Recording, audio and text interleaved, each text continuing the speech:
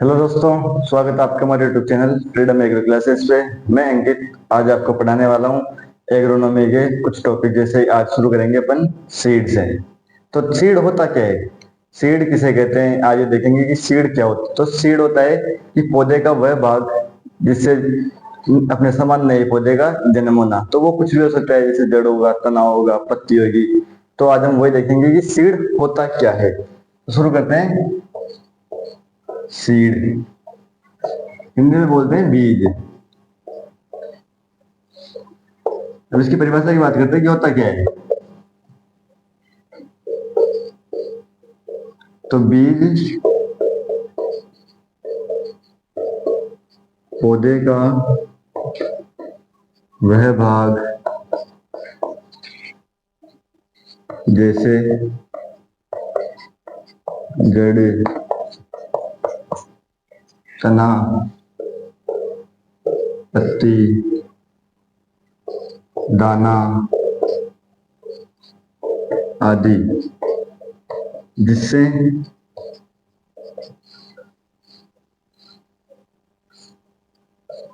अपने समान नए पौधे को जन्म देने की क्षमता हो।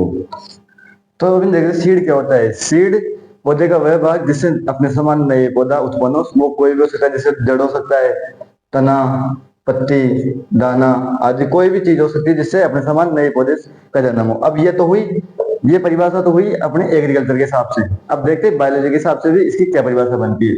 तो अपन इसकी दूसरी डेफिनेशन की बात करेंगे। तो इसकी दूसरी डेफिनेशन क्या होगी। सीड इज मेच्योर ओवेरी, यानी कि सीड एक परिपक्व बीजांड जिसके द्वारा नए पौधे का जन्म होना। तो अब देखते हैं कि दूसरी परिभाषा। बीज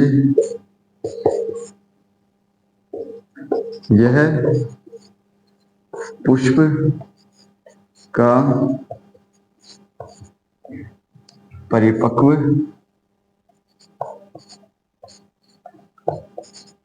बीजांड मैच्योर ओवेरी से, जिससे अपने समान नए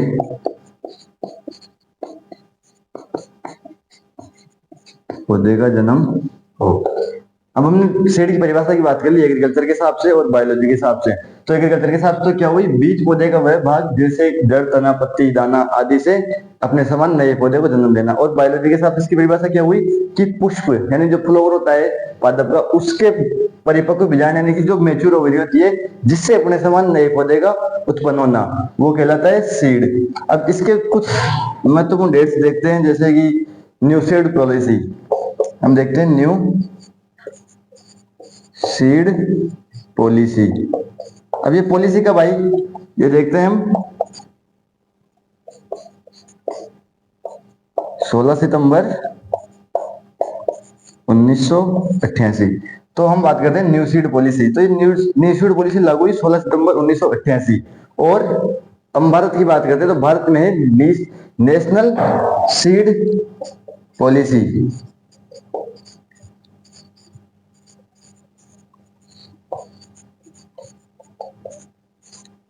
ये आई भारत में 2002 में। तो हमने सीड की डेफिनेशन देख ली एग्रीकल्चर के हिसाब से, बायोलॉजी के हिसाब से देख ली, इसकी कुछ डेट्स जैसे न्यू सीड पॉलिसी देख ली, नेशनल सीड पॉलिसी देख ली। अब हम आगे देखते हैं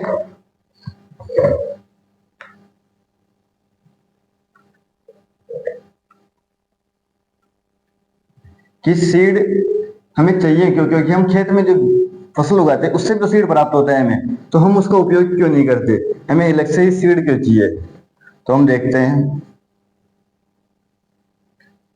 अब हमने सीड की डेफिनेशन देख ली और कुछ डेट्स देख ली, तब हम देखते हैं आगे क्या देखना। तो अभी मैंने कहा कि जैसे कि अपन सीड क्यों लेते हैं अपने खेत में, जैसे कोई फसल हुई, बाजरा हुआ, तो उसके भी तो बीज आता है, उसके भी तो दाना आता है, तो उसको हम ज्यादातर यूज क्यों नहीं लेते।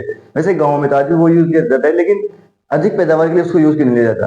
क्योंकि जो सीड है वो कम से कम अपना सीड होना चाहिए स्थानीय किस्म से 10 से 15% अधिक उपज देने वाला हो। अब जो सीड है 10 से 15% अधिक उपज देने वाला होना चाहिए, इसलिए हम स्थानीय किस्म को काम नहीं लेते, इसलिए अपन अलग से सीड के पैकेट लाते हैं ताकि हमें अधिक से अधिक उपज प्राप्त हो और अधिक से अधिक आर्थिक लाभ हो। हम बात करते हैं सीड उद्योग यानी कि बीज उद्योग।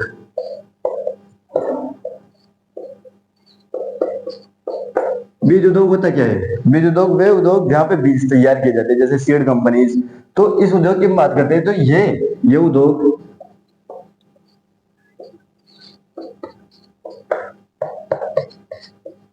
विश्व के सबसे बड़े उद्योगों में 8वें नंबर पर आता है। ये सिर्फ भारत के सीड यानी कि भारत के बीज उद्योग की बात तो यही है। अगर पूरी वर्ल्ड के सीड उद्योग की बात करें तो शायद फर्स्ट नंबर पे है, लेकिन अपन भारत के बीज उद्योग की बात करें तो वो 8वें नंबर पे आता है। तो इसलिए इसको भारत के अंदर सबसे बड़ा उद्योग भी माना जाता है। अब देखते हैं इसका कुछ इंपॉर्टेंट इंस्टीट्यूट यानी कि इंटरनेशनल लेवल पे। तो इसका एक इंस्टीट्यूट है ISTA स्टा। इसका मीन्स क्या है?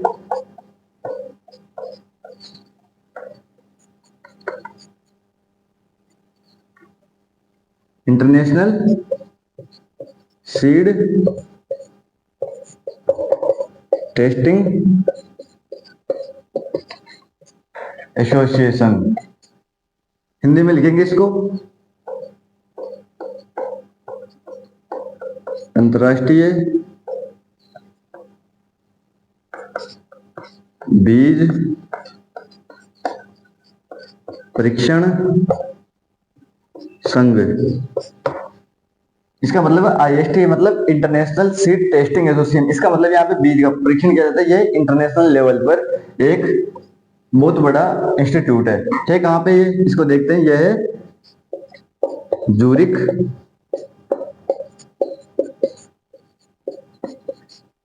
स्विट्जरलैंड। तो ये उद्योग यानी कि ये इंस्टीट्यूट कहाँ पे?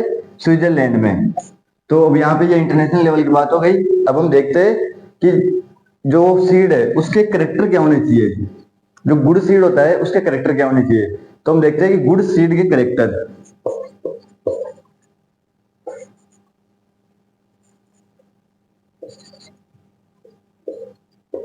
अच्छे बीज की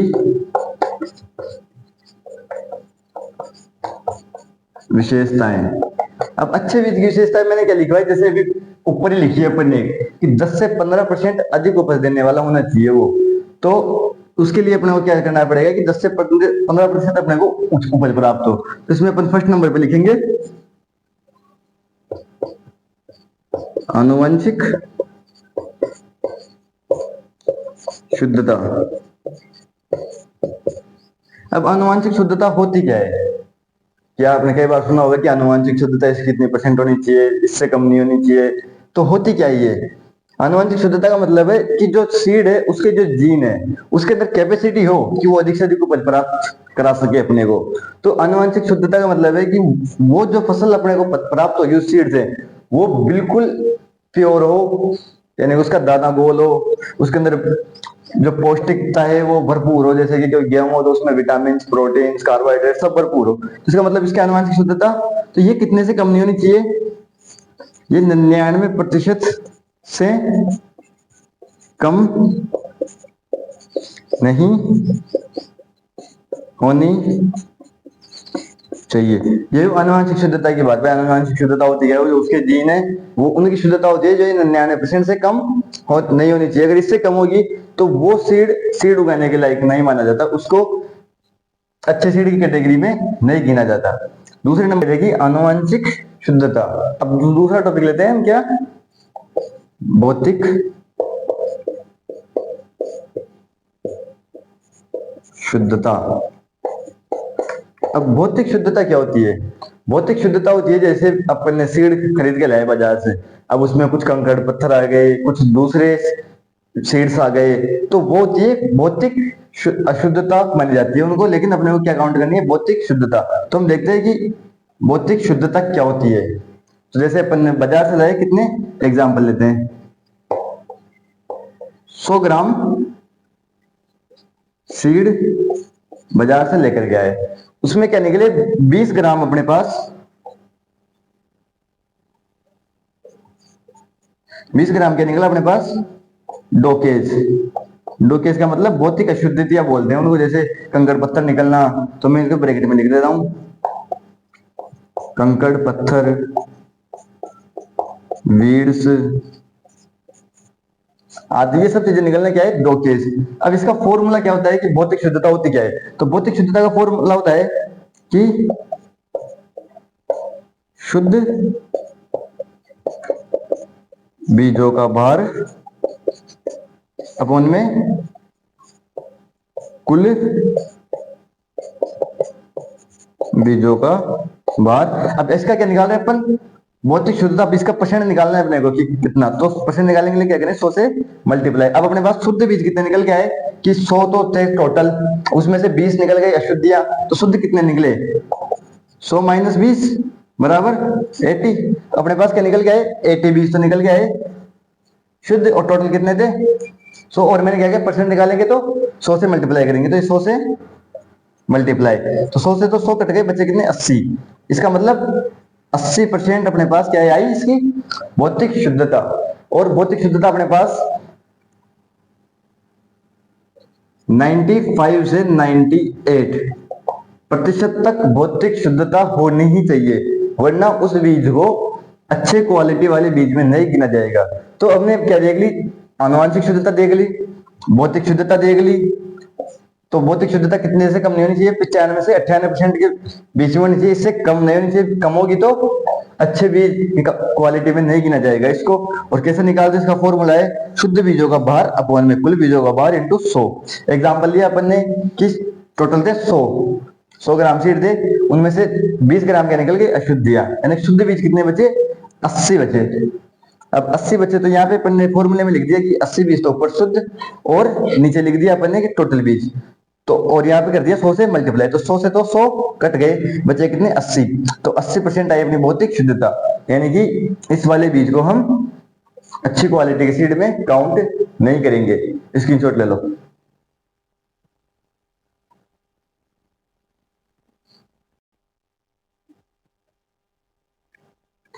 अब चलते हैं आगे। अब आपने क्या क्या देख लिया कि आनुवंशिक शुद्धता देख ली और भौतिक शुद्धता देख ली। अब देखते हैं अंकुरण प्रतिशतता।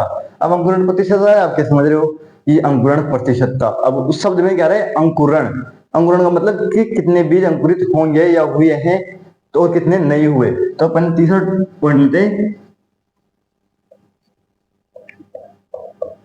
अंकुरण प्रतिशतता। अब अंकुरण प्रतिशतता क्या होती है? अब अंकुरण प्रतिशत देखते हैं। अंकुरण यानी कि कुल अंकुरित बीजों की संख्या अपॉन में कुल बीजों की संख्या इंटू 100। अब ये मैंने क्या लिखा कि जैसे लिखा है मैंने कुल अंकुरित बीजों की संख्या और कुल बीजों की संख्या, यानी कि जैसे मैंने 100 सीड ले लिए, एग्जाम्पल है ये, उसमें से मेरे 90 यानी कि 90 सीड अंकुरित हुए, यानी जर्मिनेट हुए। कितने? 90 सीड जर्मिनेट हुए। अब यहाँ पे क्या लिखा होगा कि कुल अंकुरित बीजों की संख्या, यानी कि 100 में से कितने जर्मिनेट हुए? 90। तो 90 तो हो गए जर्मिनेट। टोटल कितने थे अपने पास? 100। इंटू, अब प्रतिशत निकाल दो, इसका मतलब 100 से मल्टीप्लाई कर देंगे। 100 से मल्टीप्लाई करने के बाद क्या होगा, 100 से 100 कट गए, बचे कितने, 90। इसका मतलब 90% है इस वाले बीज की अंकुरण प्रतिशतता। तो अब हम देखते हैं कि कितने से कितने होनी चाहिए। तो जैसे सबसे ज्यादा किसकी होती है, संकर मक्का।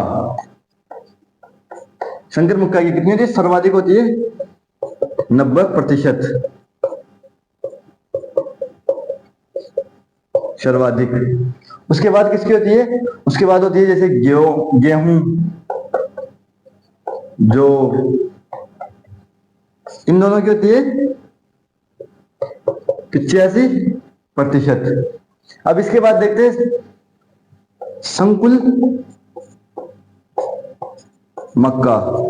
अब यहाँ पे कंफ्यूजन होगी, संकर मक्का और संकुल मक्का क्या है। संकर मक्का का मतलब है हाइब्रिड, और संकुल का मतलब जो गुच्छे में रहती है बिना हाइब्रिड देसी वेराइटीज। इनका अपन जब मक्का पढ़ेंगे तो पूरा क्लासिफिकेशन मान लेंगे इसका कि होता क्या है। ज्वार,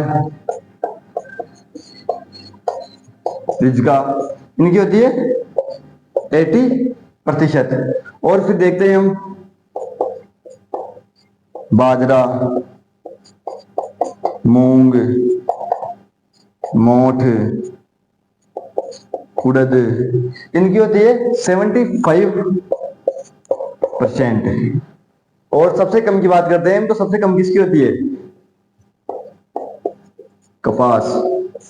कितनी होती है, 65%। वैसे तो सबसे कम कपास की नहीं होती, लेकिन जो अपन एग्रोनॉमिकल क्लासिफिकेशन देखेंगे उसमें कपास की होती है।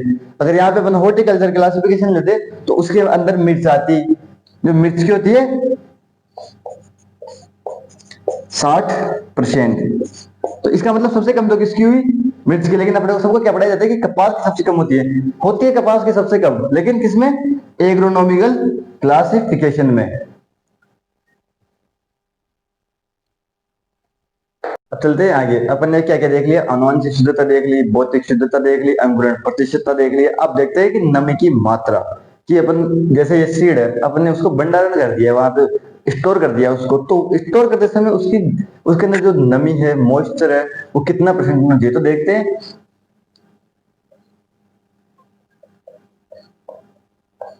बीज में नमी की मात्रा भंडारण करते समय। तो ये क्यों देखा जाता है कि कितनी नमी की मात्रा है, वो इसलिए देखा जाता है कि अगर ज्यादा नमी होगी तो जो उसके अंदर फंगस लग जाएगी, कम नमी होगी तो जो उसका वो अंदर का जो फंक्शनल जीन है वो काम करना बंद कर देंगे।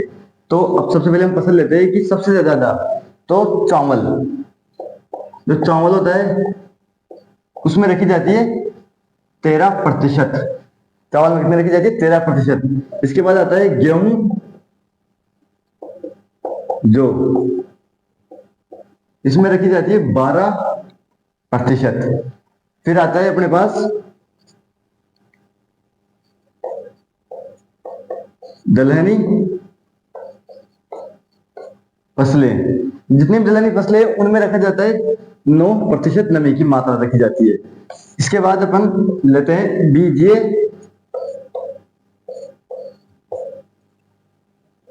मसाला, व साथ में ले लेते हैं तिलहनी फसलें। इन दोनों को 6 से 8% नमी पर भंडारित किया जाता है। अपन 6 पे भी कर सकते हैं, 7 पे भी कर सकते हैं, 8 पे, लेकिन ये इसका एवरेज है कि 6 से 8% तक इसको भंडारित किया जाता है। तो अगर हम इससे ज्यादा मॉइस्चर रखेंगे तो इसमें फंगस लग जाएगी, कम रखेंगे तो इसका जो अंदर का जो ऑर्गेनिज्म है वो काम करना बंद कर देगा। अब देखते हैं इसके आगे,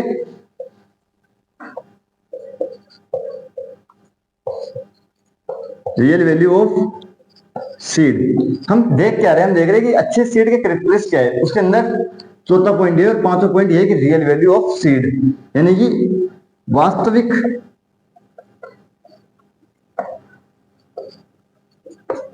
उपयोगिता मान। अब वास्तविक उपयोगिता मान क्या होता है, तो इसका फॉर्मूला है कि अंकुरण प्रतिशतता इंटू भौतिक शुद्धता प्रतिशत अपॉन में 100। तो अब ये कैसे निकालते हैं? तो अंकुरण प्रतिशत, जैसे मान लो अपन ने 90 ले ली, 90%, और भौतिक शुद्धता कितनी ले ली? ये मान लो अपन ने ले ली 80%। अब अपॉन में क्या है? 100, अपॉन में 100। तो इस जीरो से तो ये जीरो, इस जीरो से जीरो, अब इन दोनों मल्टीप्लाई करेंगे तो मल्टीप्लाई पे कितना आता है? 72%। अब 72%, तो ये तो अपन ने इस हिसाब से निकाल लिया, लेकिन इसका जो सीड का रियल वैल्यू है,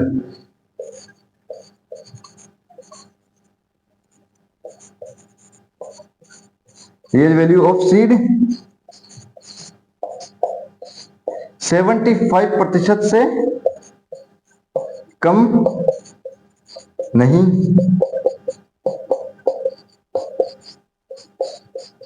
यानी कि रियल वैल्यू ऑफ सीड का जो मान है वो 75% से कम नहीं होना चाहिए। इससे कम होगा तो वो भी जो अच्छे सीड है, गुड सीड है, उनकी क्वालिटी या उनके कैरेक्टरिस्टिक से बाहर माना जाएगा।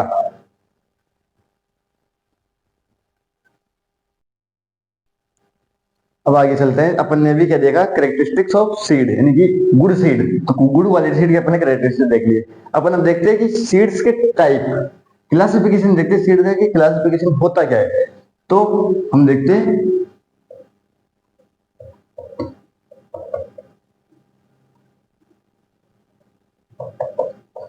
क्लासिफिकेशन ऑफ सीड, यानी कि बीजों का वर्गीकरण। तो वर्गीकरण पहले मैं आपको छोटे से समरी में समझा देता हूँ कि होता क्या है। कि सबसे पहले तो आते हैं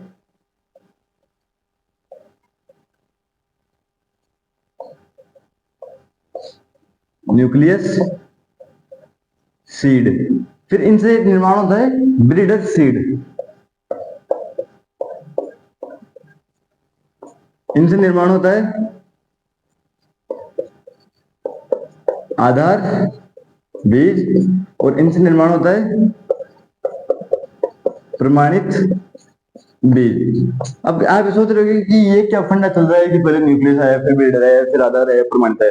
तो ये ऐसा कुछ भी नहीं है कि न्यूक्लियस ही पहले का। तो न्यूक्लियस का मतलब है ये जो ब्रीडर होते हैं, बड़े बड़े जो इंस्टीट्यूशन में काम करते हैं, कई कॉलेजों में, कई यूनिवर्सिटी में भी ब्रीडर होते हैं, उनके द्वारा ये तैयार किया जाता है। तो ये होता है न्यूक्लियस सीड। और जो न्यूक्लियस सीड तैयार किया अपन ने, उसको उगाएंगे तो वापस उससे जो सीड तैयार होगा उसे बोलते हैं ब्रीडर सीड। उसको उगाने पे फिर जो तैयार होगा उसे बोलते हैं आधार सीड, और उसको भी उगाने पे जो तैयार होता है उसको बोलते हैं प्रमाणित बीज। यानी कि न्यूक्लियस सीड को तो बनाता है कौन? ब्रीडर। फिर इससे बनता है ब्रीडर सीड, ब्रीडर सीड से बनता है आधार सीड, आधार सीड से बनता है प्रमाणित सीड। अब प्रमाणित सीड ये वो सीड है जो किसानों को बांटा जाता है। कौन सा? प्रमाणित सीड जो किसानों को बांटा जाता है। अब इधर तो हमने क्या शॉर्ट समरी में समझा, अब इधर देखते हैं इसका पूरा क्लासिफिकेशन। तो सबसे पहले अपन ने कौन सा लिया?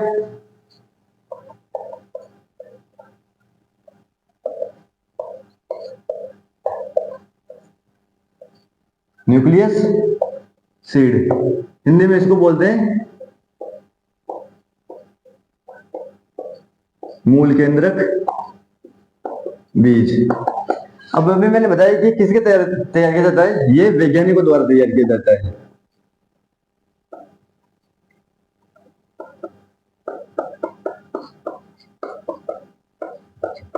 ये वैज्ञानिकों द्वारा तैयार किया जाता है। अब इसमें भौतिक शुद्धता, आनुवांशिक शुद्धता, तो अब मैं इसके अंदर लिखता हूं भौतिक शुद्धता।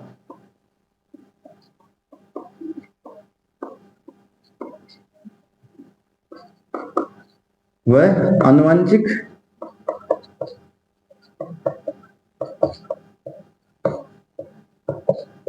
शुद्धता कितनी होनी चाहिए? ये फर्स्ट सीड, इसका मतलब इसमें 100% आनुवांशिक शुद्धता और 100% ही भौतिक शुद्धता होगी। अब इसमें ये लाइन क्या लिखेंगे कि न्यूक्लियस सीड से ब्रीडर सीड तैयार होता है। तो ये लाइन यहाँ पे भी लिखने की जरूरत है नहीं, क्योंकि अपने को पता है कि न्यूक्लियस सीड से क्या बनेगा? Breeder seed. इसकी आनुवांशिक शुद्धता की बात कर ली, भौतिक शुद्धता की बात कर ली। इसके ऊपर जो इसकी जो थैली होती है, इसकी पैकेजिंग होती है, इसका जो बैग होता है, उसमें किस किस कलर का टैग लगा होता है। तो इसकी थैली पर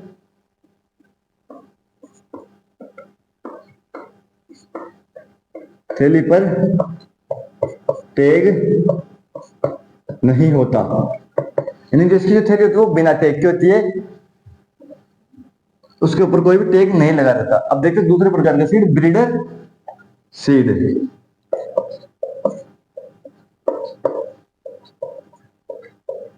ब्रीडर सीड, अब ब्रीडर सीड कहाँ तैयार होता है, ये देखा है कि इसको तो वैज्ञानिकों द्वारा तैयार किया गया।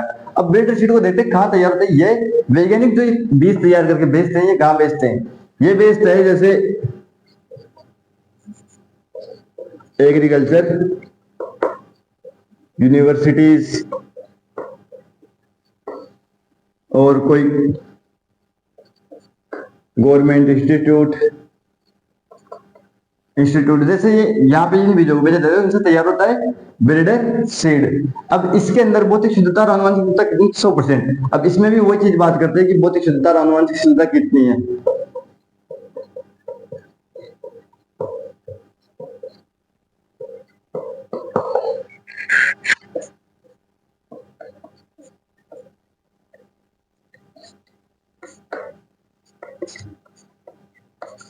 आनुवंशिक शुद्धता तो इसकी भी 100% होनी चाहिए। कितनी, न्यूक्लियस सीड की भी 100% और इसकी भी 100% आनुवंशिक शुद्धता और भौतिक शुद्धता। अब इसमें अपन तीसरी लाइन कह देंगे इसके टैग, टैग वाली, इसमें भी वही तीसरी लाइन देखेंगे टैग, टैग कौन सा लगा होता है। तो इसकी थैली पर सुनहरे पीला, सुनहरे पीले रंग का टैग होता है।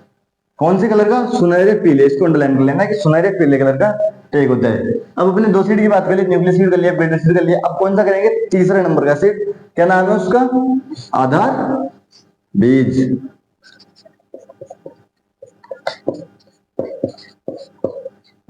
ये इंग्लिश में इसको क्या बोलते हैं, आधार बीज को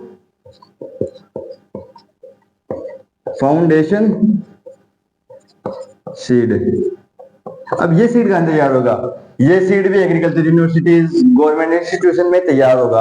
और वहां से जैसे कि कोई गवर्नमेंट यूनिवर्सिटी है, एग्रीकल्चर यूनिवर्सिटी है, उसको पहले तो प्रैक्टिकल के लिए जो भूमि दी जाती है उसके अंदर ये इनका निर्माण करते हैं, इनको उगाते हैं। और गवर्नमेंट इंस्टीट्यूट जैसे उनके पास तो जो गवर्नमेंट है उनके पास तो वैसे जमीन होती है तो वो उगाई जाती है। तो इस प्रकार से ये तैयार होते हैं। और इस बीज में एक और जगह ऐड कर दी जाती है, जैसे कि कोई गांव है बड़ा वाला, उसके अंदर कोई जमींदार यानी कि उसके पास 100 बीघा 150 बीघा इससे अधिक जमीन है, तो उन किसानों को भी ये बीज उगाने के लिए, उन किसानों को भी ये बीज उगाने के लिए दिया जाता है। क्योंकि इस बीजों का उत्पादन और किया किसकी देखरेख में जाएगा, किसान तो अकेला करेगा नहीं, जो ये वैज्ञानिक थे उनके कुछ जो उनके साथ सहयोगी होते हैं वो भी इन किसानों की मदद करते हैं उगाने के लिए। तो ये आधार बीज जो है कि कहाँ उगाया जाता है, यहाँ पे तो उगाया जाता है, लेकिन साथ में किसानों को भी बांट दिया जाता है कि उगाने के लिए कि आप भी उगाओ, हमारे जो कुछ सहयोगी है वो आपके साथ इन बीजों की देखरेख करेंगे। अब दूसरी बात करते हैं आनुवंशिक शुद्धता और भौतिक शुद्धता।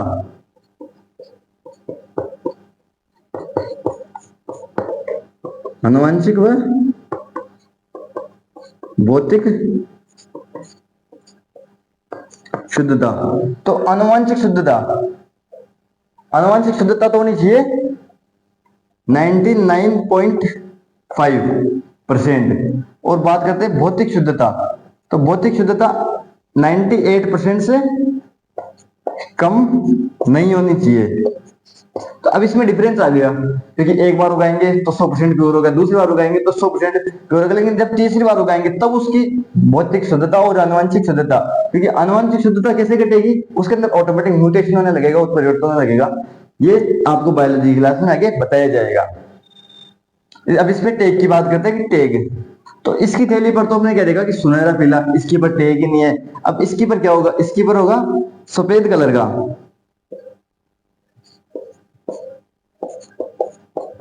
सफेद रंग का टैग, इसके पर क्या होगा, सफेद रंग का टैग, इसको अंडरलाइन कर लेना। अब अपन ने फर्स्ट सीड की बात कर ली, सेकंड की बात कर ली, थर्ड की बात कर ली। अब हम बात करते हैं फोर्थ सीड, कौन सा है अपना, प्रमाणित बीज।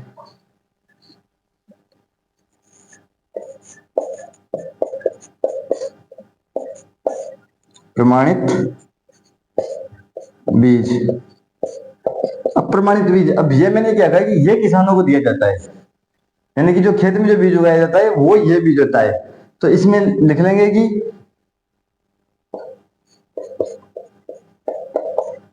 किसानों को फसल पैदावार के लिए वितरित बीज, यानी कि जो किसान जो खेतों में जो बीज उगाते हैं उत्पादन के लिए वो ये वाला बीज होता है प्रमाणित बीज। अब प्रमाणित बीज, तो अब इसकी आनुवंशिक शुद्धता और भौतिक शुद्धता की बात करते हैं। तो इसकी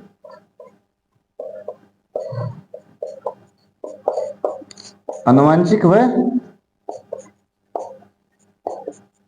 भौतिक शुद्धता, तो इसकी आनुवंशिक व भौतिक शुद्धता है वो 98% से कम नहीं, यानी कम नहीं होनी चाहिए, 98% से कम इसकी भौतिक शुद्धता और आनुवंशिक शुद्धता नहीं होनी चाहिए। अब बात करते हैं टेक की, कि इसके टेक की बात कर ली, इसके टेक की भी बात कर ली और इसके टेक की बात कर ली। अब बचा कौन? प्रमाणित बीज। अब इसके टेक की बात करते हैं, इसके ऊपर कौन सा? तो इसकी जो थैली होती है उस पर नीले रंग का टैग लगा होता है। अब आप ये सोच रहे होंगे कि ये सर ये याद कैसे होगा कि इसके नीला, इसके पीला और इसके सफेद, इसके टैग ही नहीं है, ये याद कैसे होगा? तो इसकी मैं एक छोटी सी ट्रिक बताता हूँ। ये न्यूक्लियस लगा हुआ है, इसका मतलब इंग्लिश में क्या होगा? एन। एन का मतलब इसकी ट्रिक कर लेंगे नो, कि कोई टैग नहीं। इसका क्या लिखा हुआ है इंग्लिश में? बी। तो बी से एक फ्रूट आता है बनाना, वो कौन से कलर का होता है? येलो कलर का। तो उस हिसाब से इसके ऊपर हो जाएगा येलो, यानी कि गोल्डन येलो। फिर इसकी इंग्लिश अपन ने क्या देगी? तीसरे की फाउंडेशन, आधार चीज। एफ, इसकी शुरुआत में क्या है? एफ। एफ से शुरुआत करो फुटबॉल। फुटबॉल कौन से कलर की होती है? सबने देखी होगी फुटबॉल, तो कि फुटबॉल होती है व्हाइट कलर की। तो इसके ऊपर कौन सा टैग आ गया? व्हाइट कलर का। अब रही बात चौथे सीड की, प्रमाणित सीड। इसको इंग्लिश में बोलते हैं सर्टिफाइड सीड। अब सर्टिफाइड का देखो सी शुरू हो रहा है, सी का मतलब सी, ये वाला सी नहीं, इसका मतलब देखना होता है ये वाला सी, यानी समुद्र, सागर। अब सागर कौन से कलर का होगा? उसके अंदर जो पानी होता है वो होता है नीले कलर का। तो इसके ऊपर टैग नीले कलर का। आया समझ? इसका स्क्रीनशॉट ले लो। ले लिया? तो अब आज की क्लास को हम यही खत्म करते हैं। अब बाकी की जो टॉपिक है इसका अपन ने सीड देख लिया, सीड के टाइप देख लिया, क्वालिटी देख ली। अब जो नेक्स्ट टॉपिक है उसमें हम देखेंगे कि सीड डोमिनेंसी। तो आज की क्लास को यही समाप्त करते हैं। धन्यवाद।